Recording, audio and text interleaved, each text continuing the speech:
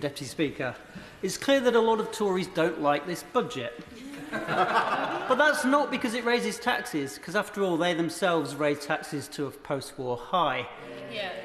But no, why don't they like it? They don't like it because this budget actually exposes their model of a low-pay, low-investment economy, and a model that has totally failed.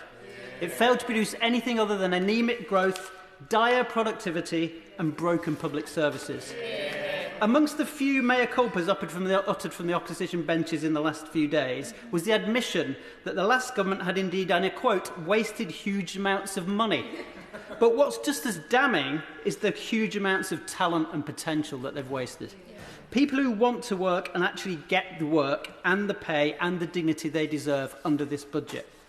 The Tories let down parents who've been held back by a lack of affordable, costed childcare. They let down young people on the minimum wage. I'm delighted that the minimum wage is now rising to £10 an hour for 18 to 20-year-olds. They let down people in work on universal credit, people who struggle to feed their families. In Rochdale, the number of children in relative poverty rose from 45% in 2022 to a staggering 49% in 2023. But most damning of all is the spiralling economic inactivity that the Conservatives presided over. A record 2.8 million people locked out of work due to long-term sickness. That's just one reason why the £22 billion this budget directs to the NHS is desperately needed. And by grinding down our public services, the last government piled cost upon cost for ordinary people. Think of the number of people forced to spend thousands of pounds going private for a hip-hop or a NEOP. That's an operation they should have had for free on the NHS. Think of the thousands of pounds of damage to cars caused by potholes on roads left to rot. Think of those forced to fork out for taxis to get to work, to the shops or to hospital because their local bus hasn't turned up or the train has been cancelled.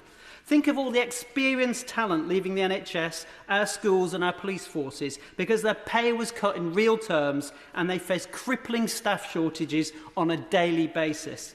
These are the people to whom we owe a debt of gratitude and of investment. The new leader of the opposition claimed yesterday that Partygate had been overblown. Yet the defining image of Partygate was low-paid cleaners and security staff in Number 10 having to clean up the vomit, the broken bottles, the wine stains left behind by an entitled few. This government is now having to clean up the financial mess the Tories have left behind and to fix the public services that they broke.